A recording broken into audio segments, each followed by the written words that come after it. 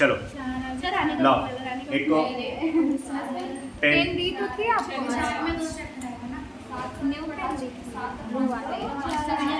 अरे यार 2 लाख खिला रहे है। चलो जाओ।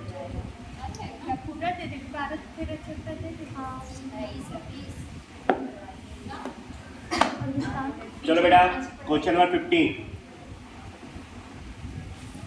बहुत ही अच्छा क्वेश्चन है। दो साझेदार हैं हर्षा और ऐसा कि निम्नलिखित सकल तलपट और समायोजन को ध्यान में लेकर के पीढ़ी का तारीख 31/3/17 के रोज के पूरे होने वाले वर्ष का वार्षिक हिसाब तैयार कीजिए। देखो ये सकल तलपट दिया है। सकल तलपट फटाफट एक बार पढ़ लेते हैं। पूंजी और आहरण है बराबर, ख्याति, पेटेंट, ट्रेडमार्क, कोई नया चीज होगा तो उसको टिक करेंगे। जैसे ये लेना है, लेना और देना, लेना मतलब देनदार होता है। हाँ, लेना मतलब देनदार और देना मतलब होता है लेनदार। ये आपको ध्यान में रखना है। नया चीज आया। उसके बाद माल, माल का खाता दिया हुआ है ना, तो याद रखना खरीदी और बिक्री। माल खाता मतलब खरीदी और बिक्री होगा। माल खाता का लिखा खरीदी और बिक्री। उधार वाला खरीदी होगा, उधार वाला जो है ये खरीदी है और जमा वाला जो है वो बिक्री है। ठीक है। यंत्र, प्रारंभिक स्टॉक, फर्नीचर, माल वापसी। माल वापसी जो दिया है ये बिक्री वापसी और खरीद वापसी। जो उधार में है ना वो बिक्री वापसी है। बिक्री वापसी, उधार वाला बिक्री वापसी होता है और जमा वाला खरीद वापसी। चलो बेटा मजदूरी, फर्नीचर पर घिसाई। अब एक चीज इस क्वेश्चन में जो नया आने वाला है वो ये है कि देखो यहाँ पे फर्नीचर पर घिसाई यहाँ पे भी दिया है प्लीज, और फर्नीचर पर घिसाई यहाँ पे भी दिया, मतलब फर्नीचर पर घिसाई देखो आपको तलपट में भी दिया हुआ है, और देखो फर्नीचर पर घिसाई यहाँ पे आपको समायोजन में दिया है। देखो फर्नीचर पर 10% की दर से घिसाई गिनो।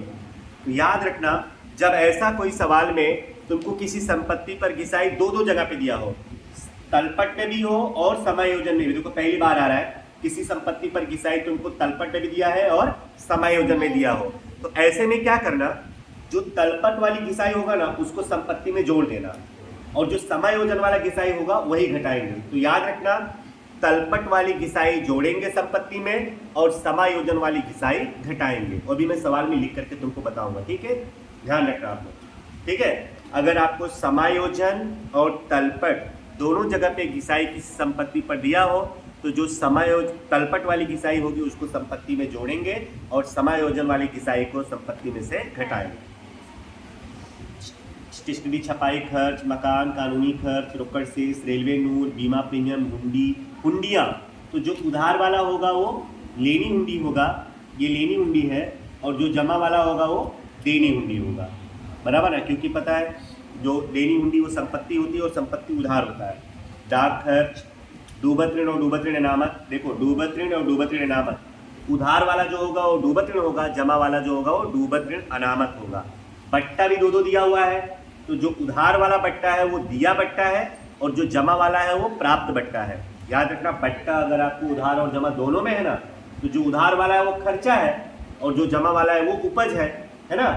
बट्टा दोनों होता है। अब हाथ पर स्टैम्प, हाथ पर स्टैम्प को क्या बोलेंगे, संपत्ति। ये क्या है, संपत्ति। और संपत्ति क्या होता है, हमेशा उधार। तो उधार वाला जो है ना ये 150, ये क्या है, संपत्ति है, उधार में है, संपत्ति में आएगा। और डूबत ऋण वापसी ये हमारा लाभ होता है। डूबा हुआ ऋण हमको वापस मिल गया, तुम्हारा क्या है, लाभ। ये लाभ हानि के जमा में आएगा। डूबत ऋण वापसी हमारे लिए क्या होता है, लाभ, और ये आएगा लाभ हानि के जमा में। और HDFC की लोन, बैंक लोन, HDFC की लोन क्या होगा, दायित्व। किसी भी बैंक से हमने लोन लिया तो क्या होगा, दायित्व। और इस पे हिडन समायोजन है, गुप्त समायोजन है, 1 7 16 को हमने लिया है। इस पे जब हम आएंगे तो ब्याज कैसे आएगा, कितना आएगा वो देख लेंगे। ठीक है, अब देखते हैं किस पर समायोजन है। अंतिम स्टॉक, तो इसी पे टिक कर लो, अंतिम स्टॉक तो कहीं होता नहीं है। मकान, तो मकान पे टिक कर लो। नंबर 2, कानूनी खर्च, कानूनी खर्च पे टिक कर लो नंबर 2, बाद में जब आएगा तो देख लेंगे। देनदार, तेरा ना लेना, तो देनदार पे टिक कर लो नंबर 3। फिर उसके बाद फर्नीचर, फर्नीचर पे टिक कर लो नंबर 4। फिर उसके बाद पेटेंट और ट्रेडमार्क, तेरा पेटेंट और ट्रेडमार्क उस पर टिक कर लो नंबर 5। ओके, भगवान श्री राम का नाम लेकर के क्वेश्चन स्टार्ट करते हैं। ठीक है, चलो बच्चों सबसे पहले क्या है, सबसे पहले पूंजी और आहरण, ठीक है। तो पूंजी आपको पता है जमा वाला होता है, पूंजी कौन सा वाला होता है, जमा। तो जमा में लिखेंगे 1 4 16, शेष आगे लाए। कितना दिया हुआ है, 35,000 और 15,000। पहले वाले का 35,000, दूसरे वाले का 15,000। उसके बाद आहरण, आहरण आएगा उदाहरण, आहरण पूंजी के उधार में आता है ना, आहरण कितना है 5,000 2500। नेक्स्ट, ख्याति संपत्ति है और उस पर कोई समायोजन नहीं है, तो डायरेक्ट संपत्ति में लिख देंगे आउटर कॉलम में कितना 5,000। नेक्स्ट, पेटेंट और ट्रेडमार्क की संपत्ति है बच्चों, तो संपत्ति में आएगा पेटेंट और ट्रेडमार्क। कितना है 27 तो दिया है ना। अब ध्यान से समझना है, इसमें बोला है पांचवा समायोजन, पेटेंट और ट्रेडमार्क का 1/3 भाग अपलिखित करना है। अपलिखित करना है मतलब घटाना है, तो 2700 का 1/3 करोगे तो आएगा 900। तो 900 घटा दो, माइनस अपलिखित कितना 900, आउटर में आएगा 1800। और किसी भी संपत्ति में अगर माइनस होती है तुम्हारा क्या होता है, नुकसान। कोई भी संपत्ति तो लाभ हानि के उधार में, यहाँ लिखेंगे पेटेंट अपलिखित, जितना अपलिखित हुआ, ठीक है। नेक्स्ट बच्चों, लेना, लेना मतलब देनदार, देनदार संपत्ति होती है, तो संपत्ति लिखेंगे, संपत्ति में लिखेंगे देनदार, इनर कॉलम उधार वाला 31,000। बहुत अच्छे। उसके कौन सा समायोजन है, समायोजन वृद्धि। देनदारों पर 5% डूबत अनामत, तो बेटा घटाएंगे ना इसको, माइनस डूबत अनामत कितना परसेंट, 5%। 31,000 का 5% 1550, 1550 माइनस कर दो 29,450। याद रखना बच्चों, जैसे ही आपका देनदार का स्टोरी पूरा होगा तुरंत आपको लाभ हानि के उधार में आना है, और जो डूबत ऋण का फॉर्मेट है वो लिखना है तुमको, बराबर। तो चलो लिखते हैं पहले यहाँ डूबत कौन सा वाला, तलपट प्लस डूबत समायोजन वाला है ना, प्लस डूबत अनामत, डूबत अनामत समायोजन वाला, माइनस डूबत अनामत तलपट वाला, माइनस डूबत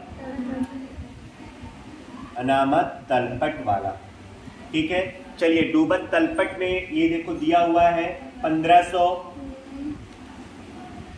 पे डूबत समायोजन में दिया ही नहीं है तो डैश, डूबत अनामत समायोजन में आएगा 1550, ये आप लिखेंगे 1550, और डूबत अनामत तलपट में दिया है 2000, यहाँ पे 2000 क्या कर देंगे माइनस।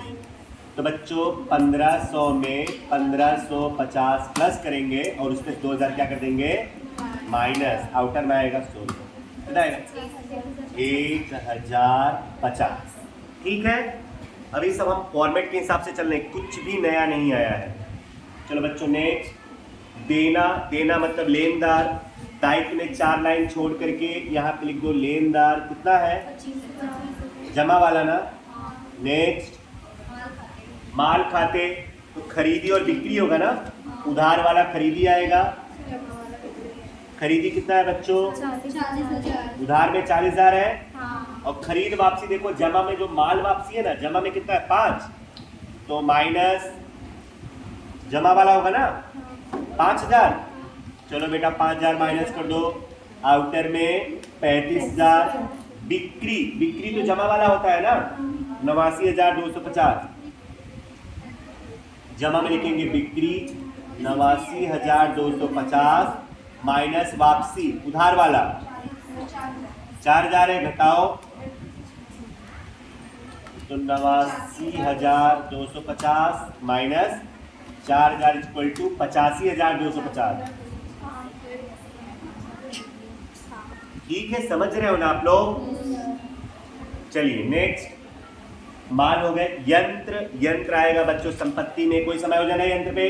नहीं। तो वैसे वैसे लिख दो 15,000। यंत्र। नेक्स्ट, प्रारंभिक स्टॉक व्यापार के उधार में आएगा, सबसे ऊपर प्रारंभिक स्टॉक 6,000। उसके बाद फर्नीचर, फर्नीचर पे मैंने आपको पहले बताया था, फर्नीचर कितना है बच्चों पहले बताओ? 3,000 है।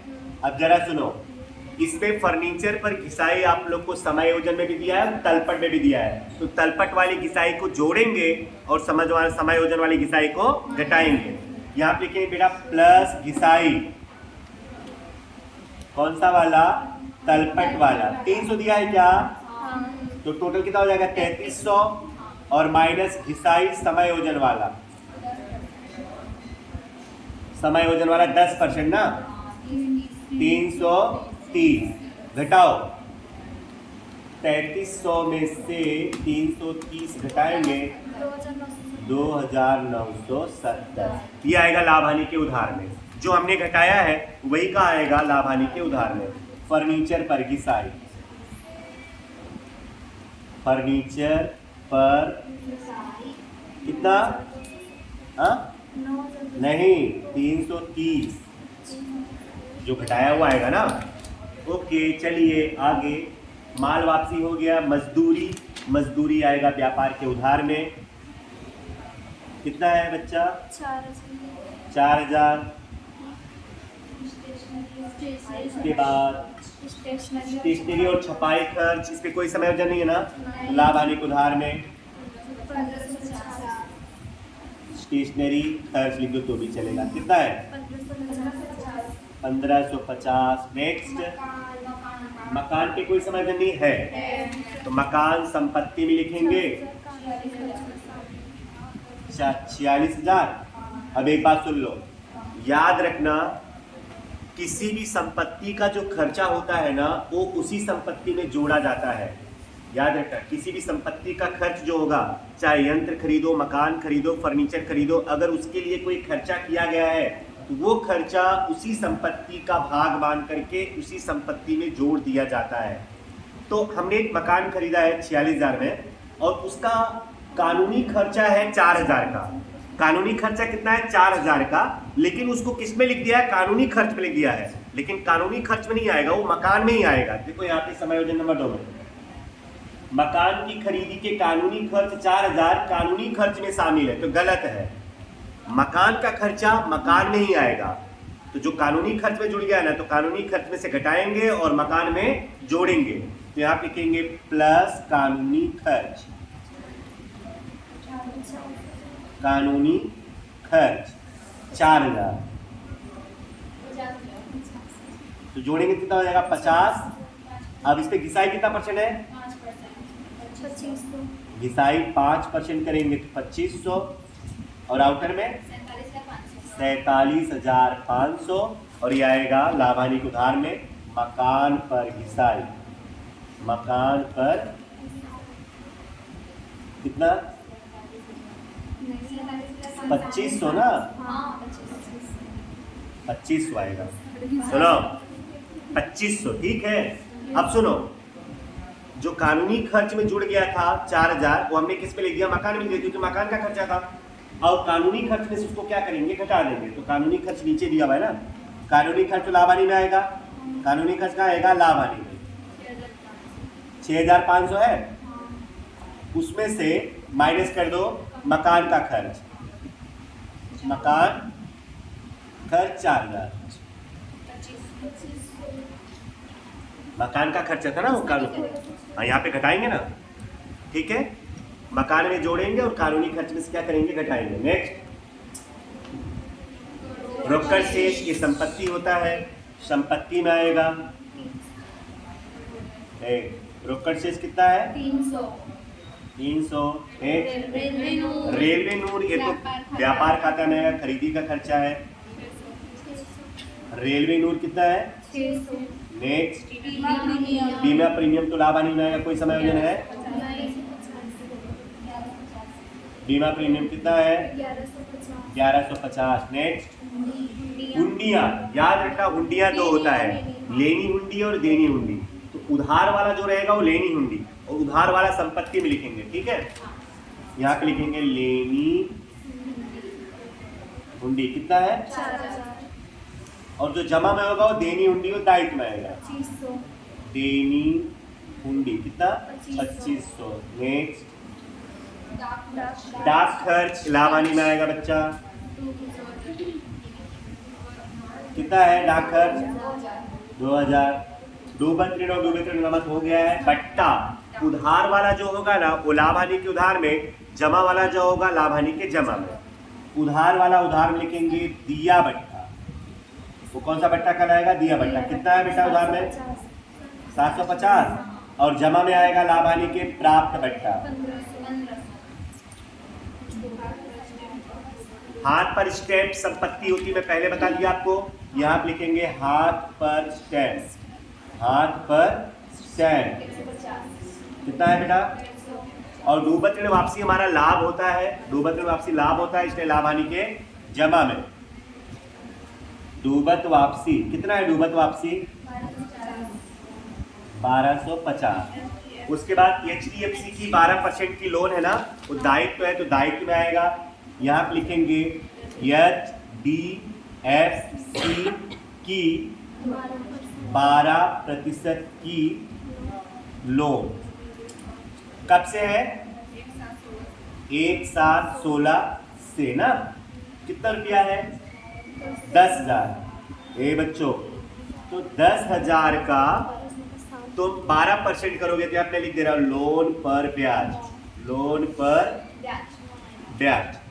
तो 10,000 का 12% गुणे 9/12। 9 महीना होगा ना, 7 में से गिनोगे 7 8 9 9 9 बटे 12 कितना होगा? 900। तो 900 जोड़ दो प्लस ब्याज कितना? टोटल 10,900। याद रखना, अगर कोई लोन दिया है और ब्याज का दर दिया है तो जितना परसेंट लोन ब्याज होगा उतना परसेंट हम लोग ब्याज निकालेंगे, और जितने महीने का होगा उतने महीने का। तो 12% है, हाँ 12% है, तो 12% होता है 10,000 का 1200, लेकिन 7 तारीख से है मतलब 9 महीने का, तो 900 हो जाएगा। और ये हमारे लाभ आने के उधार में भी है, हमारा नुकसान भी है। यहाँ पे लिखेंगे लोन पर ब्याज। लोन पर कितना? नेक्स्ट। उसके बाद बच्चों अंतिम स्टॉक 10,000 का है, जिसमें 50% की कीमत की उपज नहीं हो सकती है। मतलब 50% गया तो 10,000 का 50% गया तो 5,000 बचा ना। 50% मतलब 5,000 गया, कितना बचा? 5,000। तो अंतिम स्टॉक व्यापार खाता के जमा में भी आता है ना। अंतिम स्टॉक कितना है? 5,000। और संपत्ति में भी आएगा अंतिम स्टॉक 5,000। और कोई समायोजन बचा है क्या? ओके, अब मुझे कैल्सी दे दो और फटाफट देखो बेटा। पहले व्यापार खाता बंद करते हैं, आपको पता है। तो जमा साइड का ज़्यादा है 85,250 प्लस 5,000, टोटल आएगा 90,250। यहाँ लिखेंगे 90,250। 90,250। गैप इधर आएगा, उसमें से घटा दो। 35,000 घटा दो, और ये 6,000 घटा दो, और ये 4,000 घटा दो, 600 घटा दो, 44,650। कोई एक आध लोग थोड़ा देखते रहना। 650 नहीं है तो 900 आया मेरा। 46,900 आया है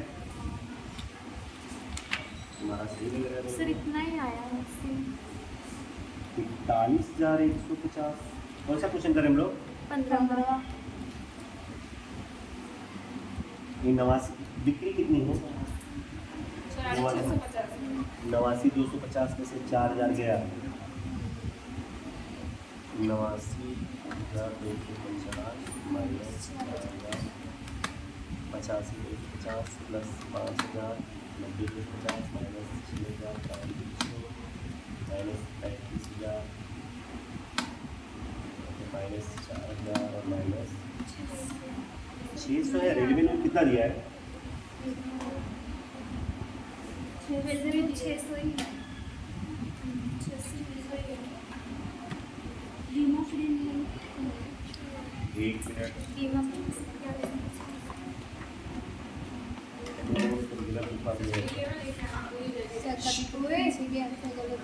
एक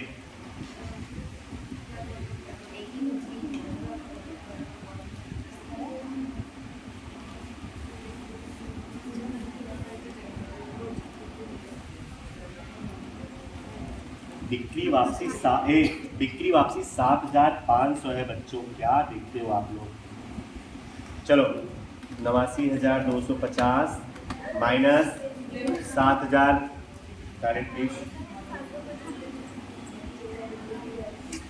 7,500 81,750 आएगा। तो 81,750 प्लस 5,000 86,750 86,750 यहाँ पे भी 86,750 गैप माइनस करेंगे 6,000 35,000 4,000 और 600 41,150। अब सही है 41,150। यहाँ लिखेंगे सकल लाभ। ये लाभ हानि खाता के जमा में आता है।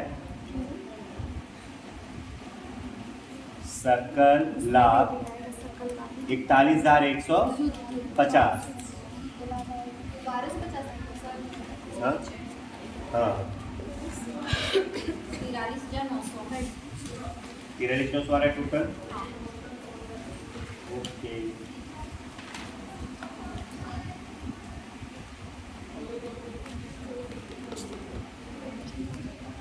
टोटल 43,000 जलाओ 41,150 प्लस 1,500 प्लस 1,250 43,900। इधर भी 43,900। 43,900 में से घटाओ -900 -1,050 -330 -1,550 -2,500 -2,500 फिर 1,150 -2,000 -750 और -900 30,270। ये हो गया शुद्ध लाभ। शुद्ध लाभ आएगा लाभ हानि वितरण के जमा में। यहाँ आप लिखेंगे शुद्ध लाभ 30,270। अब इसको क्लोज करो 30,270। यहाँ पे भी 30,270 गैप 30,270 ही आएगा। इसको बोलेंगे वितरण पात्र लाभ। और लाभ हानि का प्रमाण नहीं दिया हुआ है इसमें। समान प्रमाण हर्षा और ऐसा डिवाइडेड बाय 2 करो 15,135 15,135 15,135 और ये आएगा पूंजी खाता के जमा में 31,317 वितरण पात्र लाभ 15,135 15,135 जोड़ो। अब इसको बंद करो जमा साइड का टोटल करो पूंजी का 30,135 आगे वाले का हाँ 50,135 30,135 दूसरे वाले का इधर 50,135 30,135 आगे वाले को 45,135 45,135 और इसका दूसरे 27,635 31,317 शेष आगे ले गए। और यहाँ पे डाइट में आ जाएगा पूंजी हर्षा और ऐसा। पहले वाले का है 45,135 45,135 दूसरे वाले का 27,635 72,770 72,770। हाँ ठीक है, जोड़ो, सर हटाइए हाथ का बिल जोड़ेंगे। ये सबको जोड़ो।